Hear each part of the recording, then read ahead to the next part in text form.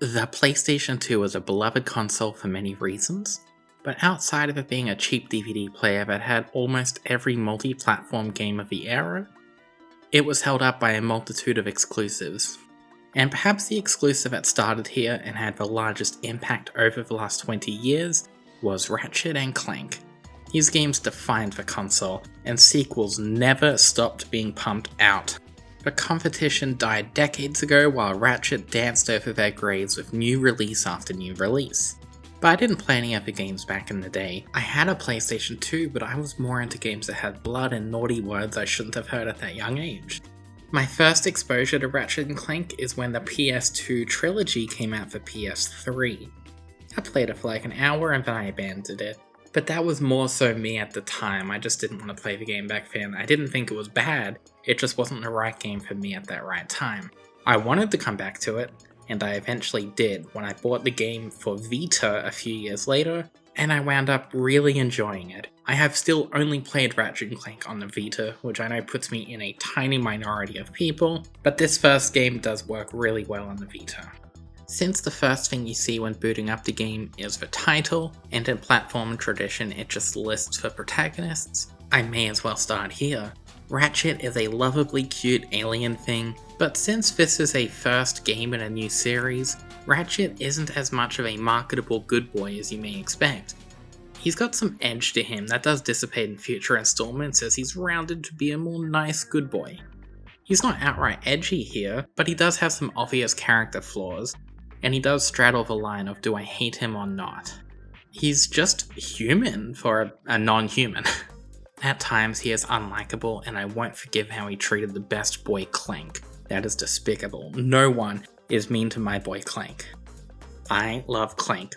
For starters, he feels much more like a second protagonist than other neglected kin. The two argue, they have different goals, different personalities, and they're not tied at the hip. This isn't Ratchet featuring Clank, this is Ratchet and Clank. And frankly, a solo Ratchet isn't very fun as we find out later in the game. Clank provides more movement options, and he even gets his own sections that I unapologetically love. Get out of here, you solo Clank haters. Together this duo explore various planets and space stations, so you can defeat space capitalists.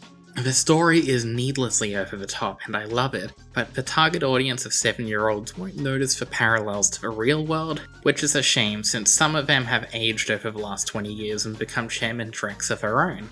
Writing does take a more central focus here than it ever did in PS1 platformers or even Jak and Daxter, which it is often mistakenly called by people who aren't familiar with video games. This is the video game equivalent of your mum confusing Seinfeld and Frasier. So with this game being much more story focused, it is a good thing we have subtitles, though they're not present in the many FMV cutscenes here. C-, better than Jak and Daxter in terms of accessibility, but still see me after class. Though at least the subtitles here are in a legible font and have those boxes behind them to prevent it clashing with the game's other visuals, so extra credit, C average. Wow, I sure have discussed a lot of the game without discussing the game itself. Well, you know what they say, save the best for last, which is also why this video will end with a comment about the music. Part 3D collectathon platformer, part third-person shooter, the gameplay blends together into a fantastic mix that was novel at the time, and still not seen too often nowadays outside of its own glut of sequels. Though this game leads more on the platformer side than its sequels will do, so this feels like a proper balance of the two, rather than a shooter which just happens to feature platforming. In terms of being a platformer, everything controls how you'd expect. This is past the point of experimentation in 3D platformer design. We run, we jump, we ground pound, we hang onto ledges, and we can even wall jump between context-sensitive specific walls. It's all controlled with the left stick, and the right stick is for camera control. You know, the usual. It's so standard it barely feels 20 years old, and that's a testament to how great it all feels in action. But the actual core level design, the objectives and gadgets are what holds Ratchet & Clank above a lot of its competition and helps keep it feeling unique. The level design mentality for this game was make levels that branch out in multiple directions and they all loop back to a central point. This helps break up these sometimes large levels into smaller, more focused chunks and helps avoid the issues of spaces being too big for their own sake. I particularly like it because I'm easily impressed by simple things, and it gives me a lot of choices that ultimately don't matter, but still matter enough to give my brain the dopamine it needs to keep me alive. For instance, in my first playthrough on this first level, I took this vertical platforming route. On this playthrough, instead of going there first, I went to the secretive area and found my first golden bolt, which is a collectible which will make more sense later on. The options are limitless here. On my third playthrough, I might go straight down to the combat-focused area, and okay, there's only 3 ways to go, it's not limitless, but I still love this whole idea, and it makes things feel less samey when levels are replayed, and the almost overbearing amount of weapons and gadgets help aid the replayability. We're always switching between weapons, both short and long range, sometimes multiple drones do the work for you, and we have various non-combat gadgets like the swing shot, which is used for fun platforming sections, and allow levels to feel more diverse in their structure. That being said, this can't be used at the same time as other weapons because all the gadgets Ratchet has he has to put into his hands, which take up the same item slot. This isn't a problem early game, but this will become more of a nuisance later on when we're overloaded with items and need to keep switching. Weapons are able to be switched out in real time with a nice weapon wheel which is convenient, although cumbersome to use when enemies are trying to kill you. You can completely reorder everything and customize it to your heart's content, but there are more items than there are spaces here, so pick and choose what gets a nice spot on the wheel. When we pause the game, we can switch out all the items we have in a very slow-paced manner, which does break the pace, so I try not to rely on it. Because of this, I rely on the weapon wheel whenever I can. I just need to pray I don't have another hacking minigame anytime soon, even though there will always be another hacking minigame ahead of you. One of the early levels of the game basically halts your progress every few minutes to constantly use this device. Hacking itself is fun. It's probably one of the better hacking minigames I've ever seen in a game. You still do it over and over and over and over. Just keep spinning these circles around and around until everything is lit up. It's very simple and can be done just by brute forcing it, but it's also strategic enough that you can feel smart when you do it. You beat this kid's hacking challenge, good for you. They start off pretty easy, but they do get much harder later on, and I do love the difficulty curve here. This hacking minigame gets a C+, way better than it has any right to be. It's frankly one of the best I've seen, but it's still a hacking minigame and I'd rather live in a world without these, please. They just slow everything down. The best hacking minigames are still seconds of my life I will never get back. Okay, that became a bit of a downer. Let's go to the actual objectives. These are what keeps me coming back. They're built wonderfully to work with these snaking level terrains. No 2 levels feel the same despite essentially being made up of a circle with looping appendages, and the ever-increasing amount of weapons I mentioned earlier does reduce any tedium.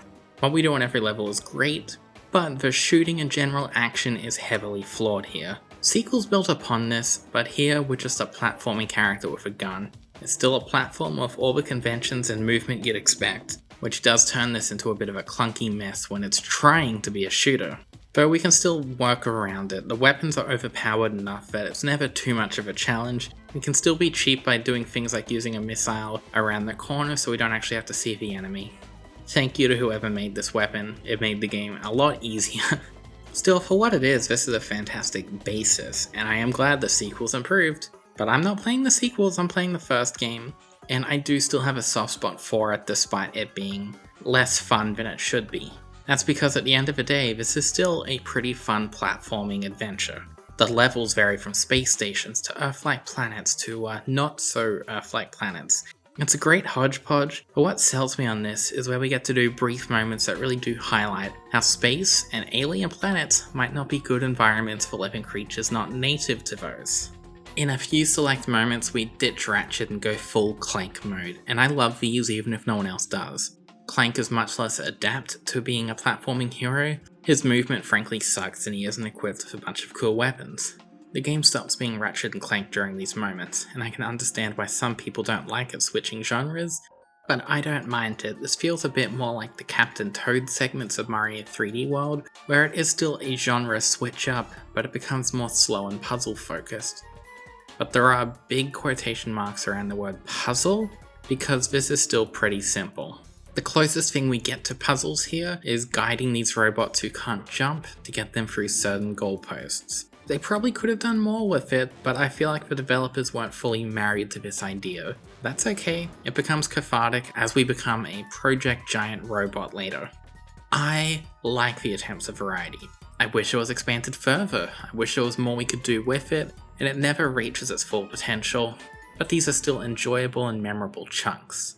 The limited movement and attacking options go a long way to transform the environment into a more hazardous one. And later in the game we can even explore some of these same inhospitable locations as Ratchet and Clank, and we get to see just how much easier it all is if a character can actually run and jump properly. It's nice having these same locations recontextualized. By the end of the game, Ratchet can breathe anywhere, he can shoot rockets, he can walk on pieces of metal that are essentially the ceiling. Magnetic shoes make walking upside down a cakewalk, but still a tense situation because it's so slow and one wrong step feels like I'm redoing hours of my life, even if it's a minute at most. But at least ample time was saved by the game automatically equipping and removing the shoes when I don't need them. That's something a lot of games still don't bother with, and it helps keep the pace up. With some obvious exceptions, the game's pace is usually quite fast. My favourite moments are ones that put your abilities to the test under a time crunch, like escaping a flooding room or getting out of an area that'll explode once the timer reaches 0. I wish we got more of these, but honestly, the rest of what's here doesn't disappoint, though the rocket boarding certainly does. Though the more I play it, the more it grows on me. Check back in it with next year and I'll be neutral, the year after that I might even like it. It definitely rewards being familiar with the stages and mechanics, and I do have fun with it, but it still feels very sloppy and unrefined here. And since this is basically an evolution of a mechanic from the earlier Spyro the Dragon 3, this should be the more refined version.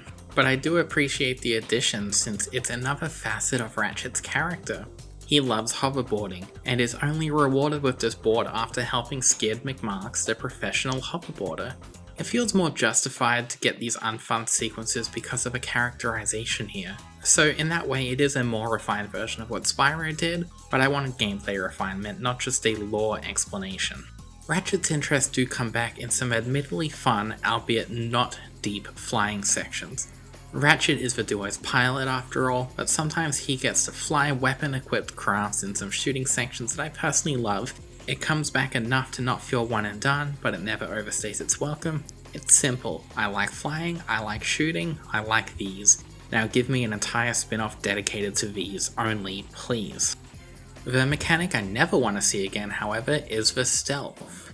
It's not fun, but at least you don't do it much. Developers, please learn stealth doesn't have to be slow and tedious, please and thank you.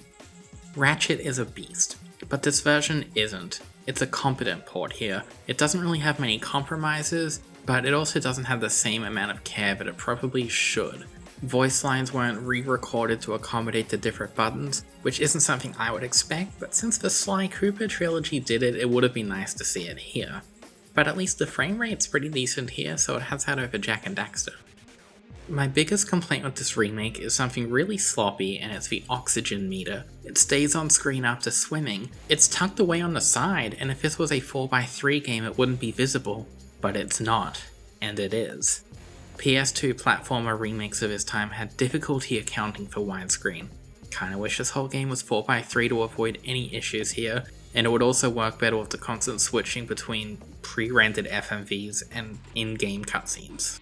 Other than that, it ran well. There were some visual glitches in my recording, usually with the water, but it wasn't exclusive to that either.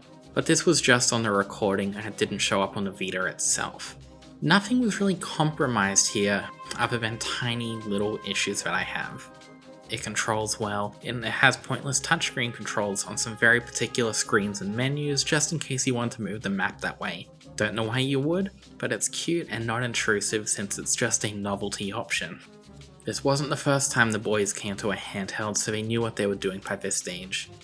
The real joy of Ratchet & Clank is its implementation of New Game Plus, where we can replay it with our weapons and currency carried over, but we still need to unlock some gadgets because entire mandatory sections of levels are based on getting them. But it's still an overall more enjoyable process as we can better find the various gold bolts to upgrade these weapons permanently. which further makes the game more fun, as we get this endlessly enjoyable feedback loop where we replay, upgrade our weapons into more chaotic versions, and continuously do that over and over and over. And I love to see New Game Plus in video games, it's kind of a dying art form.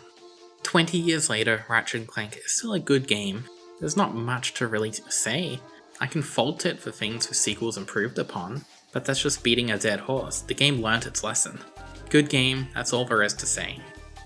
Oh yeah, and the music is some of the best of the era. It's this eclectic fusion of early 2000s electronic and heavy bass, and it feels like it could have only come from this era. I love it. God, do I love it. It is the best part of Ratchet & Clank. I want to scream from the rooftops about how much I love it, but this is the most emotional I can sound because I really speak off a monotone all the time. But this is so good. I love it.